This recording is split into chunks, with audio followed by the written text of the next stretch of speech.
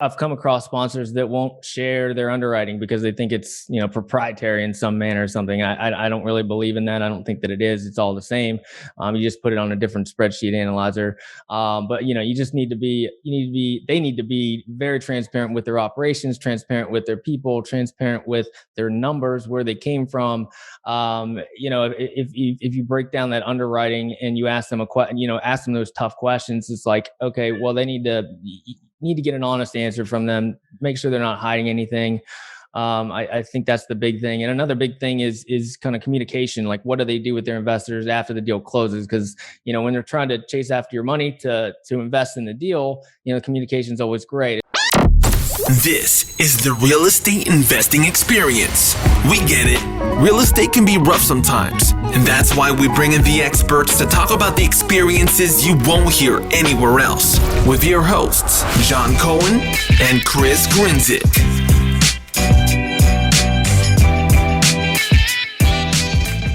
What's going on, guys? Welcome back to another episode of the Real Estate Investing Experience. I'm your host, Chris Grinzik, and with me, as always, is John Cohen. How we doing, bud? We're doing good. A little frustrated. I had a minor surgery that got postponed, so that sucks. But other than that, I have no complaints. How you holding up with that? Fine. It is what it is, right? Can't do anything about it, so you sort of got to deal with it. Although it's fine, right? I'll be okay. The biggest problem was like a 3-month recovery period, and now it goes. Pushes into summer. I have to get an infected cyst removed. So a little more information for people, but it takes 3 months.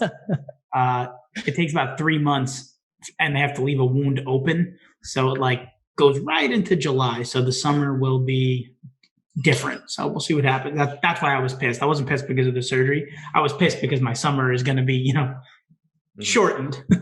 I guess in some ways, though, if you could pick any year to do it, this might be the year. Yeah, no, for sure. Maybe last year, but this year is a second follow-up, right? Not a whole lot going on. No, you probably be up at the lake a lot, but that's that. I'm completely one-sided, right? I'm only frustrated because it's going to hinder what I want to do in the summer. So it's not, is it more painful, less painful? Does it matter? At the end of the day, it doesn't. But it is what it is, right? What's mandatory is easy, so don't have a choice. Exactly. Yeah, we figure it out, right? But let's jump into today's episode. We got a really great guest on today. Really excited to hear his story and learn from him. So that being said, Seth, thank you so much for joining us. Yeah, thanks for having me on, guys. John, sorry to hear about your medical issue, but I'm sure you'll persevere and get through that, man. We will bounce back. I appreciate that. So yeah, kick us off. Seth, tell us a little bit, about you, your journey and all that stuff, what you're doing. Sure, man. I can take it way back. I was actually born in South Korea. I was adopted 2 months old by a couple of awesome folks in Wadestown, West Virginia, the smallest of small towns. A city of, 10, 15 people in the neighborhood. That's about it. So I think that kind of started me out on my journey. I just had a blue collar background. My dad is a retired coal miner. My mom's a retired school teacher. And, just growing up, I just wasn't exposed to real estate or entrepreneurship or anything like that. It was just not, part of my life. And even all the people around me, the only folks that did it were government officials.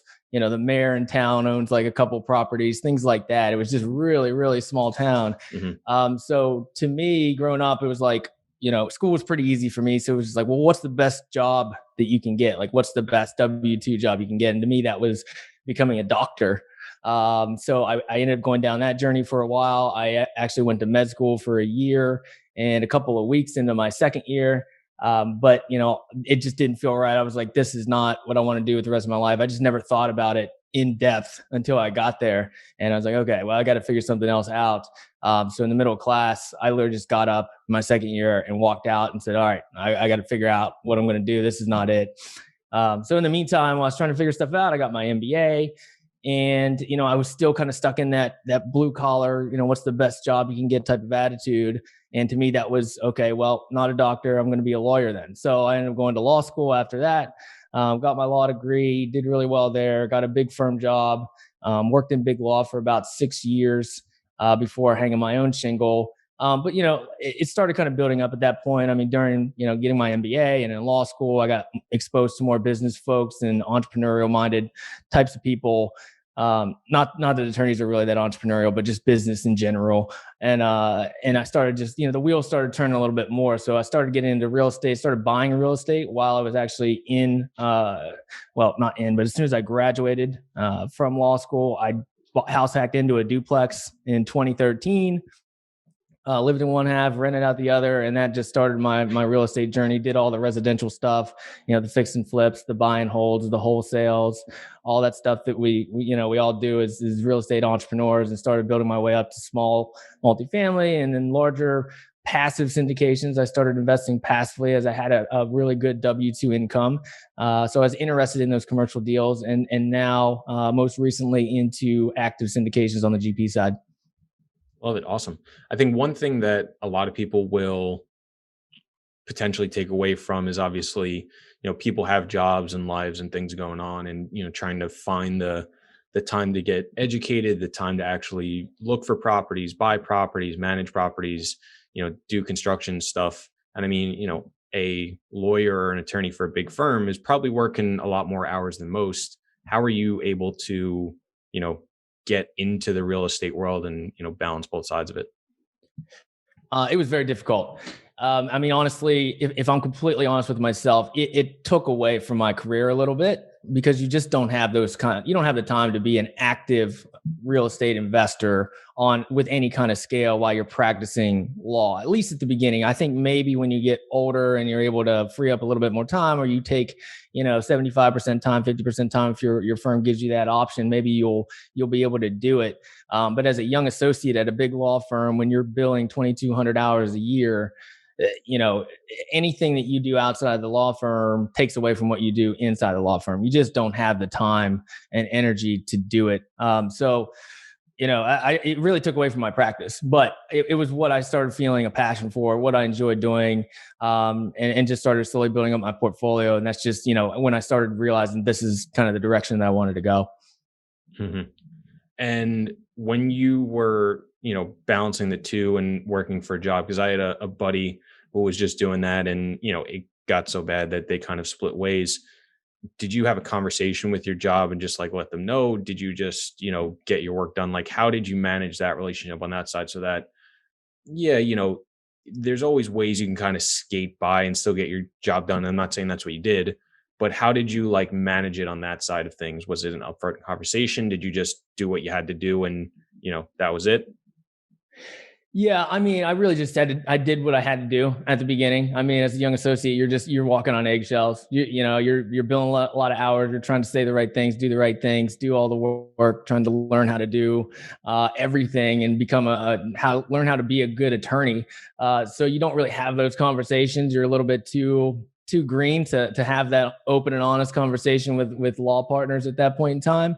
But going into my last firm job, I came in and I said, look, I'm a real estate investor. And it was really for a conflicts purposes. I was like, I'm a real estate investor. I'm also going to be a real estate attorney for you guys. So I need to have an honest conversation before you even hire me. Hey, I have real estate ventures. So anything that I get into, I will let you know, so that there's not any conflicts of interest or anything like that. And it went really well for a little bit. But again, it got to the point where it's just okay, can I walk away from the firm, still be comfortable? And then eventually I just said, you know what, I'm going to start my own firm. So I just did I really just started doing work for one big client, and I still do it. I bill about 10 hours a week, which is pretty minimal, but it's real estate work. So it's all related to what I love. So it's not that big of a deal. And the work that I do and the client that I do work with, I like them a lot. So it's all good.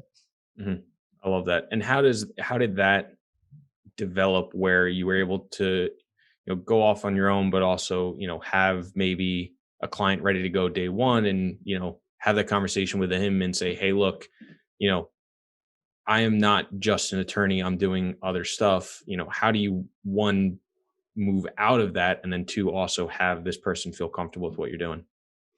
Yeah, I mean, it's not that demanding for the one client. Again, I'm billing about 10 hours a week, so they know that it's not going to take away from them. And even the folks they're all real estate guys, right? Like they all enjoy real estate. They're all buying and developing real estate and managing real estate. So they love that I have a passion for it too, and then that I do it alongside of them. Mm-hmm. Gotcha. I think that's awesome. And Yeah. then, you transitioned from the single family world and all that over into the commercial, into the multifamily. Was that while you were, and if you said this, I apologize. Was this at the old firm? Was this after you moved off into your own? What was that transition like for you?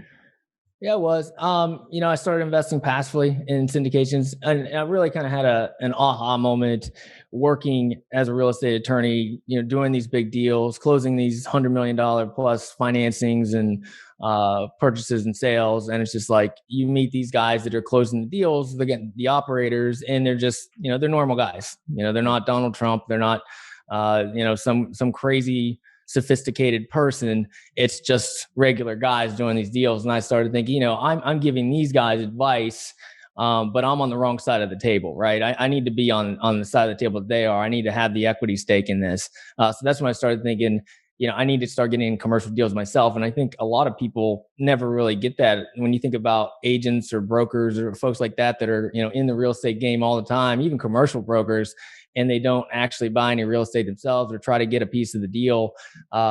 It's pretty interesting that they don't get over that kind of mindset shift. It's like, okay, maybe I need to actually own it. But I had that epiphany to get over that hump, and I started learning the business a little bit more and decided I wanted to, because a lot of people say that, invest passively first before you do, the active side, even if you are interested in doing the active side. And I tell people the same thing. I think it's a good experience to have, especially if you have a good job, a good W-2 income, why not? And I still invest passively anyway. So started investing passively and then work my way on over to the active side by saying, what kind of value can I give these operators from a capital raising standpoint, as well as my legal expertise from the real estate field.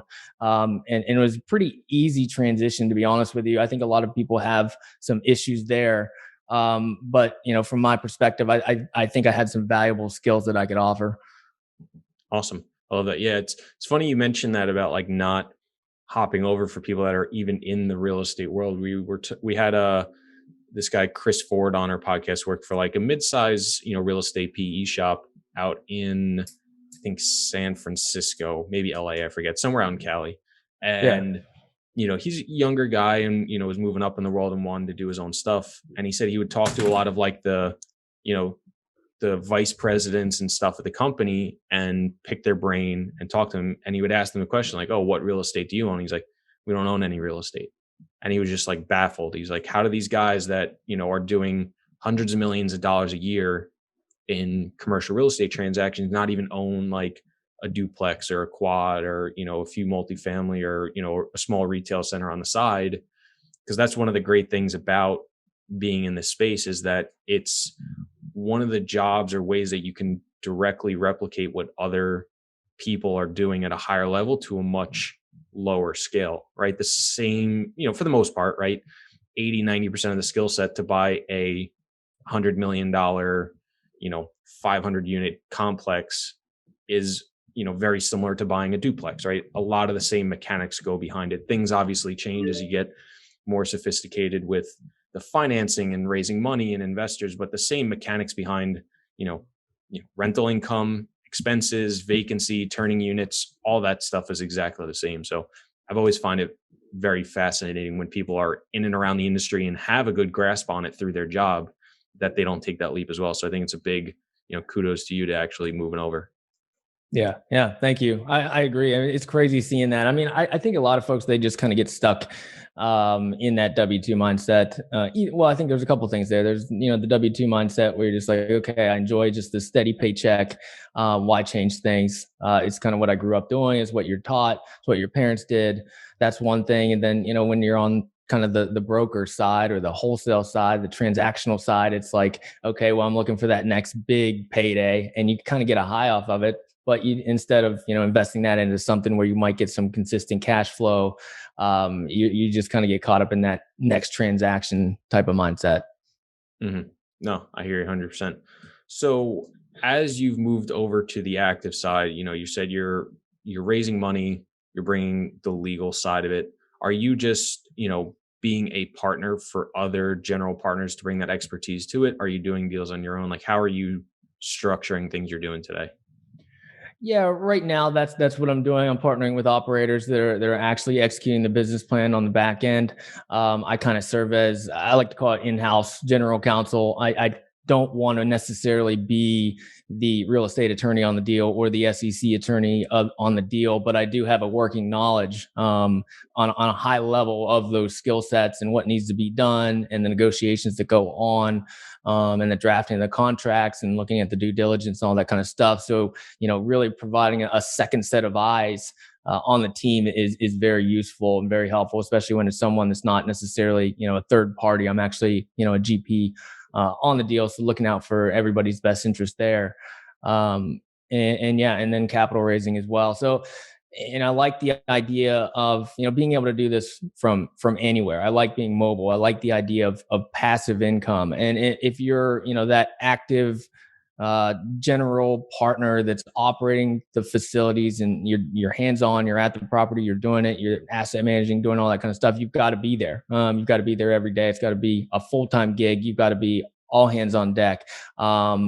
And I haven't made that jump quite yet. I am considering it, at least the acquisitions point, because I do have some really good broker relationships. So I think I could bring that piece. But I like the idea of being free, having the freedom, having the passive income, and being able to work from anywhere. Mm-hmm. No, I think that's really interesting. When you first started passive investing, have you ended up, or have you, like, with someone you passively invested with, become a GP partner, or have you targeted other people to be GP partners? And then for listeners, the real question is, what should listeners, either listening wanting to invest in deals or people wanting to sponsor deals, what are things that you look for in good operators and good partners that people could replicate on their own? Yeah. I have on one deal, I did do a passive deal and then an active deal with them with raising capital. And again, providing my real estate law services. I think things to look for, obviously you alluded to it already. I mean, the most important part of the deal is the sponsor and who's running it. You can find good deals. You can find good markets. But really it comes down to vetting those sponsors and making sure, they're going to be good stewards of your capital. A lot of times, I don't necessarily think this is the most important thing, but it's something that gets overlooked. I mean, I think you need to have, a transparent conversation with the sponsorship team and really get a sense of, who they are, get a sense of kind of that gut feeling. Like, what does your gut tell you? Do you trust them? Do they seem like trustworthy people, or do they feel like, or do you feel like you're getting sold something? I think there's something to be said about that gut feeling and what you feel inside about them. And that's kind of the service that I provide and other kind of capital raisers provide, is that, they're vetting that sponsorship team, or you hope that they are. At least they're kind of in that, they're in that commercial real estate space. So they know these guys. It's a pretty small circle. We all know each other. And it's like, okay, you vetted them. You trust these sponsors. You've seen their track record. And now I'm showing, so you don't have to do all this due diligence and back end stuff. Passive investor, you should take this deal and invest your money with these guys. Yeah, no, I think that, from a capital raising standpoint, there's even more pressure than, like, we operate our deals and we raise our money. When I take someone's money, I'm the one doing the work, not physically changing toilets, but I'm the quarterback. When you are capital raising for other deals or for investments in other deals, there's even an added layer, because not only do you're taking the money, or the deal's taking the money, but the people are putting their confidence in you, that you've vetted the operator. So there's a bigger hurdle. And it would be very scary for me. I've done it, right? I've co-GP deals where I've helped raise capital and the deals turned out to be phenomenal. But would I do it again? Probably not, because, you look and you hear all these stories out there about deals that aren't performing. Once you put your name on it and you take people's capital, it's your reputation that you're putting on the line, because they're investing in you, that you've done your homework. So that has to be even harder from your standpoint, not only with the legal background, because people probably look, at you and say, well, he's a lawyer, he understands this, he's probably going to keep a close eye on things. But If deals don't perform well, there's that added layer that you probably have to, either vet out or have really good conversations with. So can you speak to, like you said, investing in the operator is what you're doing, but what are some things you look for, like specific things? It doesn't have, you don't have to list 100, but like what are one or two things when you take people's time and effort and raise their money? What are the biggest things that you think make a sponsor better or worse? Yeah, I mean, I think that some big things are transparency. Transparency in, I've come across sponsors that won't share their underwriting because they think it's proprietary in some manner or something. I don't really believe in that. I don't think that it is. It's all the same. You just put it on a different spreadsheet analyzer. But you just need to be. They need to be very transparent with their operations, transparent with their people, transparent with their numbers, where they came from. If you break down that underwriting and you ask them ask them those tough questions, it's like, okay, well, they need to get an honest answer from them, make sure they're not hiding anything. I think that's the big thing. And another big thing is kind of communication. Like, what do they do with their investors after the deal closes? Because, when they're trying to chase after your money to invest in the deal, communication is always great. It's always like, yeah, look how great this deal is. You want to watch the webinar. You want to jump on a phone call. Like, I'm always available, all this stuff. But what happens after the deal is closed? You need to keep that line of communication open with the investors, because they invest a lot of money. Is $50,000, $100,000. That's a ton of money. I think we get used to these numbers thinking that we're thinking of multi-millions and millions of dollars, but man, $50,000 is like what more than the average person makes in the United States in a year. I mean, it's a lot of money. So once that money is wired, need to make sure that their sponsors kind of keep that line of communication open to a certain extent. I mean, you can't be, bugged by every single investor every single day, but that line of communication needs to stay open. You need to make sure that you send out those monthly updates, those quarterly financials, those annual financials, and just make sure that you're taking care of your investors so that they're confident that you're taking care of their money. Because to them, they're not at the property every day. You guys are at the property. You see if it's going well, you see if it's going bad. If you don't report the things that are going well and the things that are going bad to the investors, to them, it's just going bad. They're thinking of, what's the worst thing that be going. If they don't know you, if this is their first deal, in the back of their mind, as you don't communicate with them, they're probably thinking, oh man, this thing is probably going sideways. Like, they're not collecting rents. Like, we hear about COVID, like we're not making any money. They probably lost all my money, when really it's not like that. But if you don't communicate the good things and the bad things to them, they have no idea. No, I think that's important. And I'm just putting this out there. Listen, I know we're not perfect. I know we make a ton of mistakes, but I would love one of these sponsors to come on our show and tell us why they don't share underwriting. Because, I've heard this as a common theme, not only from you. I had about 3 or 4 investor calls last week, and people are telling me, do you share your underwriting? I'm like, yeah. They're like, Excel. And I'm like, yes. Who doesn't do that? That to me is just mind blowing, that there are actual people out there trying to raise capital and they're not willing to disclose everything. It's like, if you're out there, if you're one of those people, I'd love for you to challenge and explain to me why you don't do that.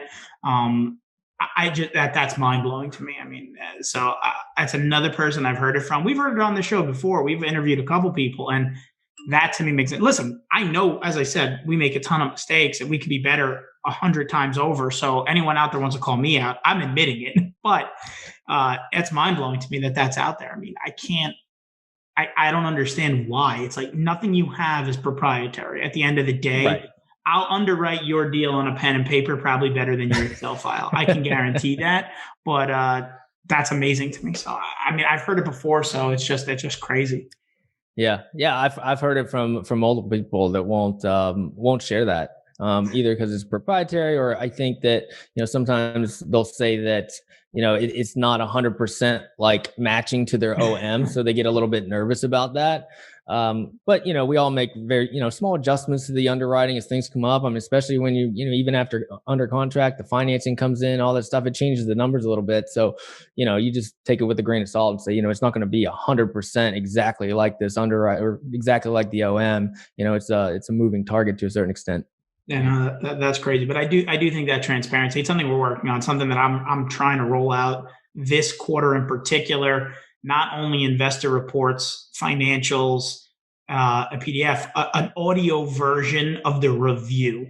So, everyone sends out PDFs so people can read through it. There are people that are doing webinars, but I want to try and condense a 30-minute or a 45-minute webinar or a 6-page PDF into, a 5, 10, 15-minute audio. So people, whether they're driving or in the shower or sitting at their desk, and if they don't have the time to read or they don't want to. So I think that's going to be a pretty cool feature where you basically give people the audio version, the Reader's Digest version of, hey, this is what's going on. You can see more detail in the PDF. You can see more detail if you call me, but just so you know we're available. So I think that's another channel that we're going to try and roll out. I heard a couple of people doing it, and I just think it's something a little out of the ordinary, and it just gives people that audio version of, okay, I hear this person's voice, right?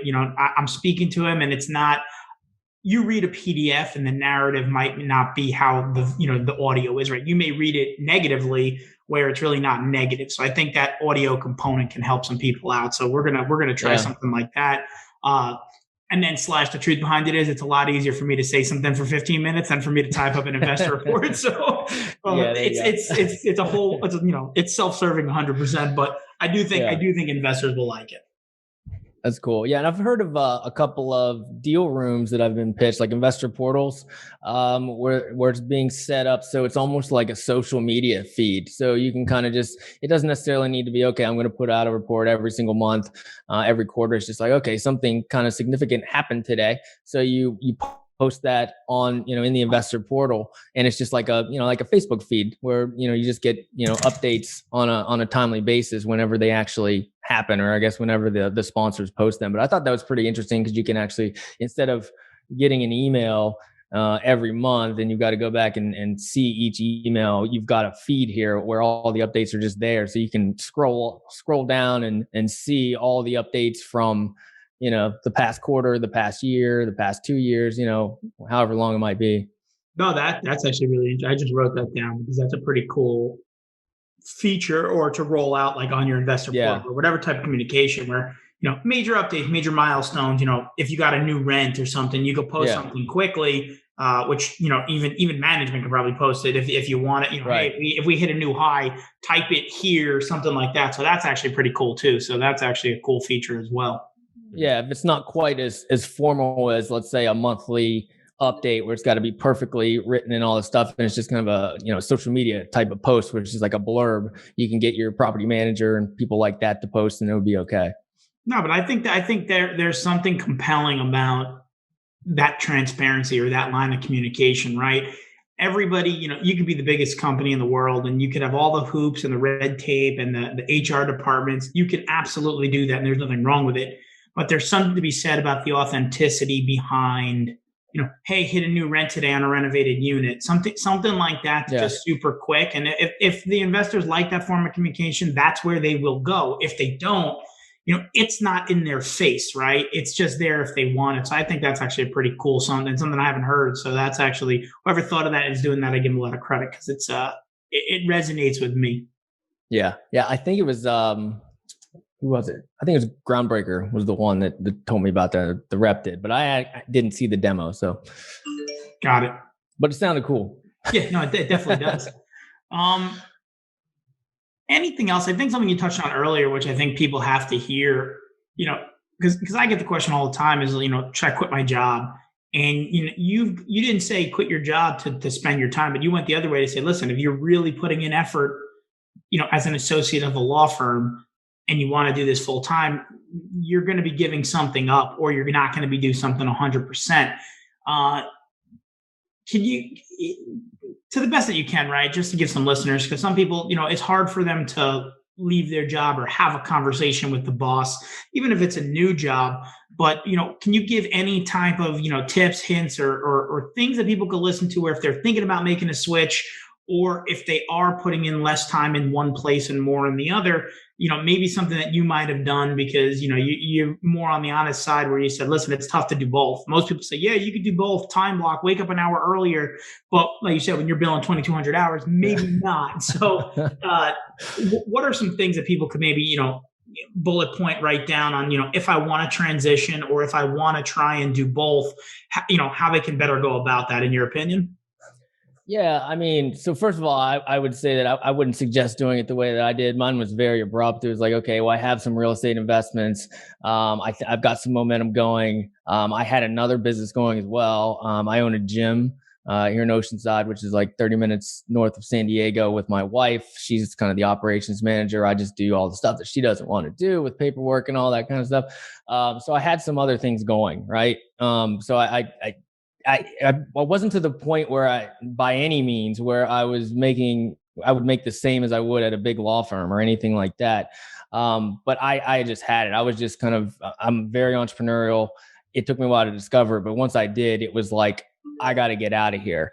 I wouldn't suggest that to anyone working at a big law firm, or who's a doctor, or someone that's making a lot of money in their W-2. I mean, unless you absolutely, I mean, just hate it and you just can't stand it and you're just completely unhappy in your life about it, I would try to stick it out, and I would try to use that active income to put it into maybe some passive syndications first, and then see if you like that. And if you do like that, then maybe transition to the active side, but maybe get some experience first and get some familiarity with all commercial syndications, commercial real estate in general.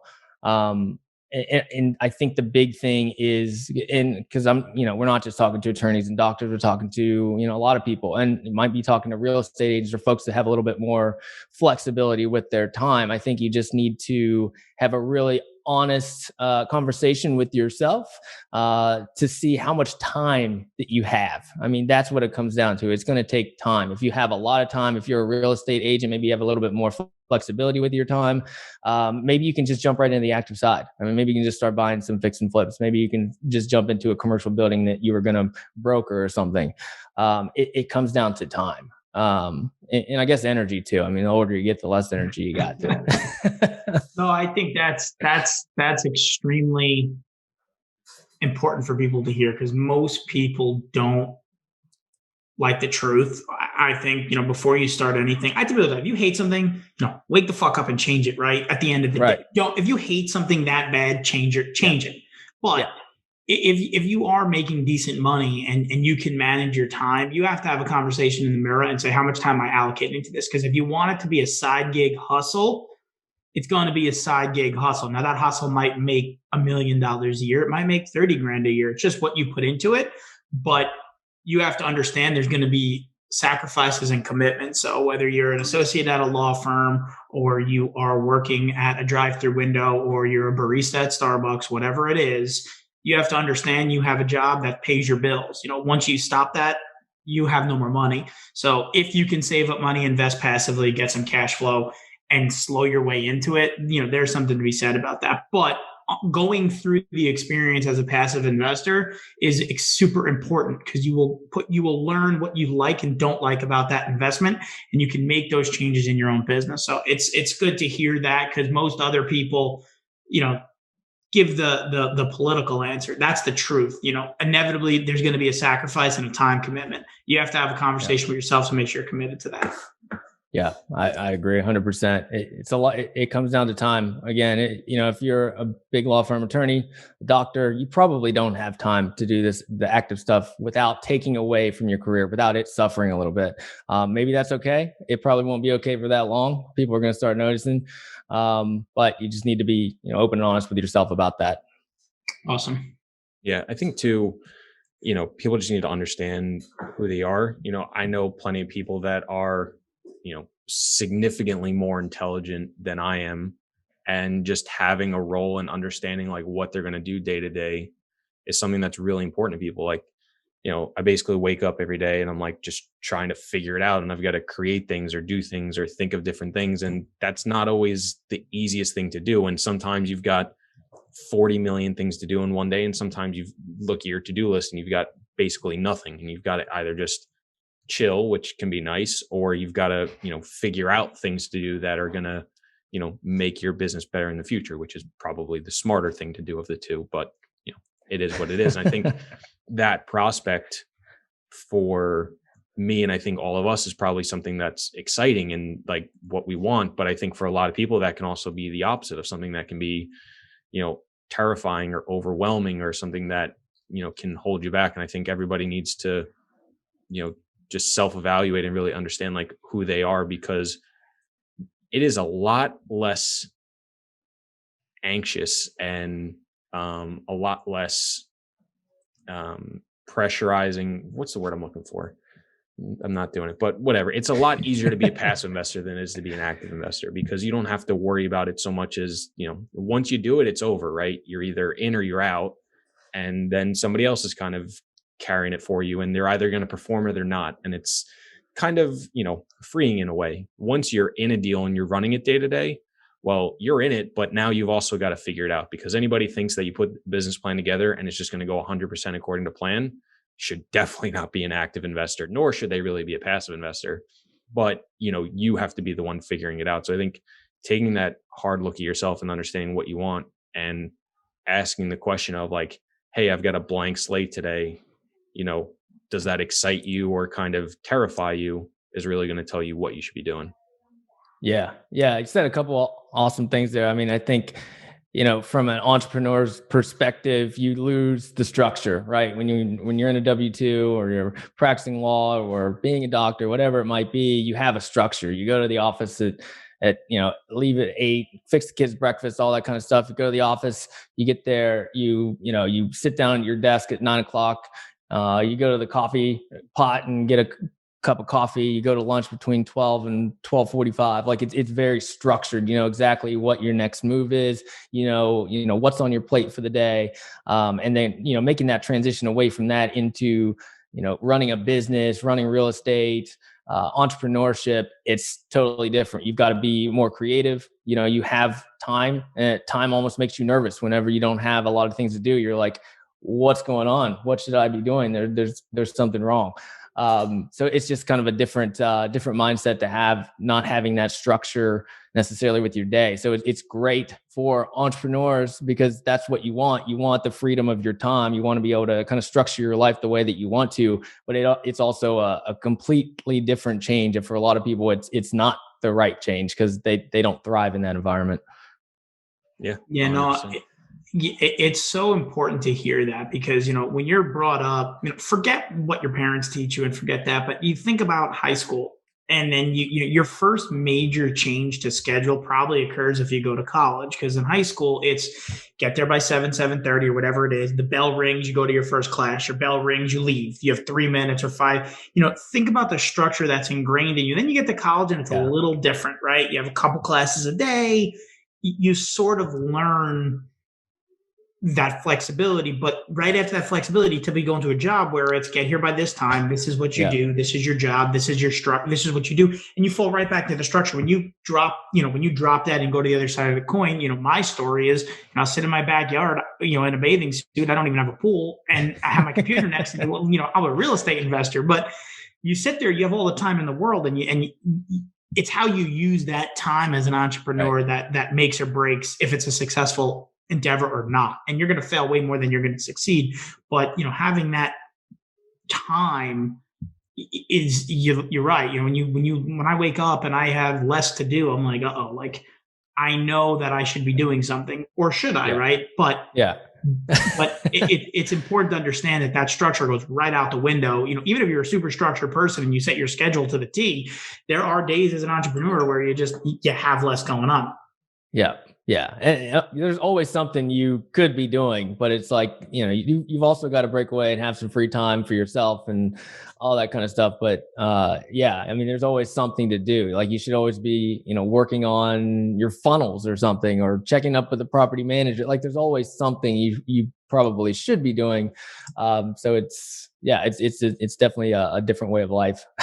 Yeah. I think one of the biggest changes too is, a lot of times the things you're doing don't always feel like they have like a direct ROI or like revenue generator. Like, hey, if I do this, I know it's going to help in this way, or it's, getting something done at the property, or it's raising new capital. It's like, a lot of the things you're doing are way more high level, or testing or trying different things are actually, losing you money because you're trying to figure out things. I think that's one of the biggest shifts that I've had to deal with. It's like, sometimes I feel like, why am I even doing this? Is this really the best use of my time? But when you kind of like reverse engineer, like, what is this going to accomplish, I think eventually that payday comes from that, which is kind of interesting. Yeah. Yeah. Well, I think the best entrepreneurs are the best at that. They're the best at figuring out what's the best use of my time. Is this going to have some ROI in the back end, and just kind of evaluate that. And the best of us figure that out, and they put their skill set and their time to the best use and end up with the best results. Mm-hmm. So a question for you that I think is a little self-serving. How do you balance your time between like the different things that you're doing, whether it's, I know it's the one client, but on the law stuff, your own investing, maybe looking for passive deals, maybe looking for GP deals. Like, how do you figure out how to best use your time? Yeah, it's tough, man. I mean, I try to implement technology as best as I can. I mean, I've got, an old school whiteboard over here with kind of like the big picture stuff on it, like all the properties on it, things I'm looking at, deals and funds and all that kind of, big picture, high level, deal level stuff. And then I use Asana just as my to-do list and as my, organizer. It just kind of keeps all my notes, all my things that I need to do for the day, for the week, for the month, for the year. Everything's on there on that one app. And you can also share that with your teammates. I know that some other people use like Trello and some other things, but I use Asana, so that's really good. I think writing stuff down is just really important. I mean, just keeping everything in your CRM when you have investor calls, when you have calls with you guys, like anything that you're taking notes for, put it down on paper so you don't forget. I mean, because you've got so much going on as an entrepreneur. Every day's different. Nothing's really structured. So you've got to figure out a way to give it some structure and write things down and keep a record. So like every phone call that I have a Word document with notes on it. So when I have that second follow-up call, I just add to that. And it's just like a streaming list of all the notes so that you can kind of go back and see the conversations that you've had, the things that you know about these folks and continue on with the relationship.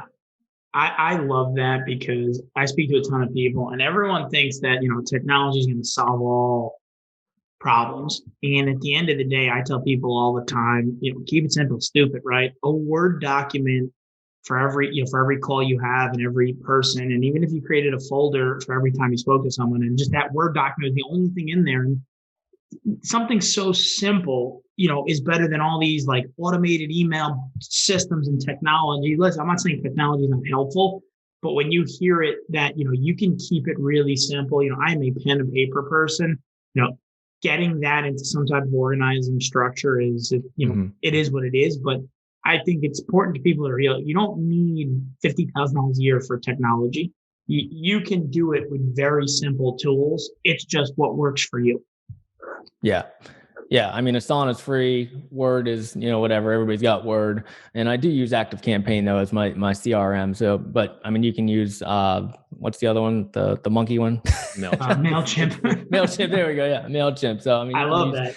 You can use free stuff, man. You don't need all the tech, but it does help. I mean, anything that you can automate is good, but you still got to have that personal touch and phone calls with people and, be authentic with people. Exactly. I love that. 100%. I think that's a great place to wrap up and end there. Seth, thank you so much for coming on and, sharing your insights and experiences with us and with everybody listening. If people want to get a hold of you, follow you, check you out, where can they do all that stuff? Cool. I'm on all social media platforms. The handle is always /Seth Paul Bradley. And check out the podcast, passiveincomeattorney.com. Those would probably be the best places to check me out. Awesome. Guys, definitely go hit them up. Definitely go check out the podcast. Probably a ton of info and definitely a little bit of a different spin than, some other places. So I'm definitely going to go listen myself.